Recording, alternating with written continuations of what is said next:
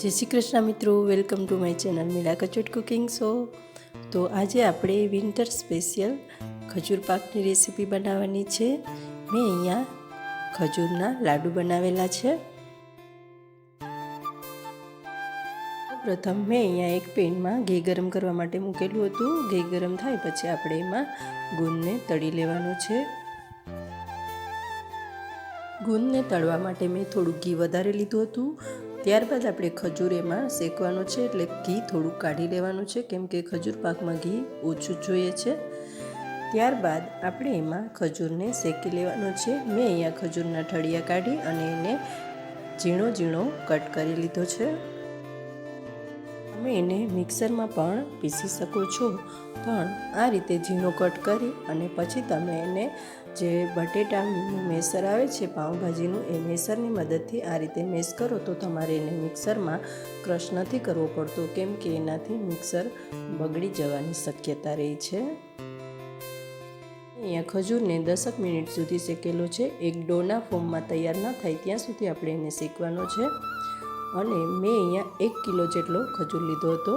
ત્યારબાદ એમાં જે વસ્તુ આપણે ડ્રાયફ્રૂટ છે, ગુંદ તળેલો છે, એ બધી વસ્તુ એમાં નાખી દેવાની છે. મેં અહીંયા ડ્રાયફ્રૂટમાં કાજુ, બદામ અને પિસ્તા લીધા છે. ત્યારબાદ જે મગજતરીના બી આવે છે એ પણ નાખેલા છે અને કિસમિસ પણ એડ કરેલી છે.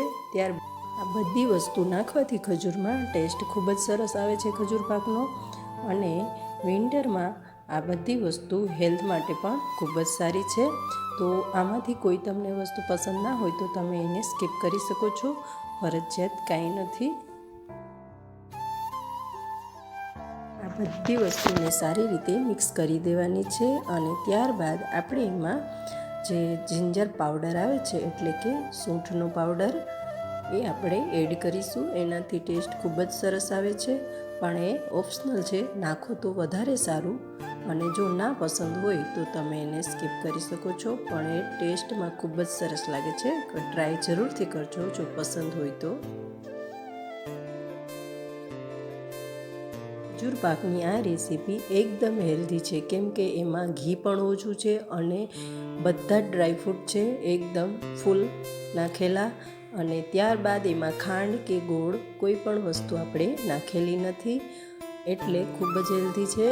તમે ટ્રાય જરૂરથી કરજો અને ખાવામાં પણ ખૂબ જ ટેસ્ટી લાગે છે. ત્યારબાદ મિશ્રણ ઠંડુ પડે એટલે આપણે એના આ રીતના લાડુ વાળી લેવાના છે. જો તમે લાડુ ન વાળવા માગતા હોય તો તમે એને ઢેફલીનો પણ શેપ આપી શકો છો, એટલે કે થાળીમાં કે પાથરી અને એને તમે કટ કરી શકો છો ચોરસ શેપમાં. તૈયાર છે આપણા ખજૂર પાકના લાડુ.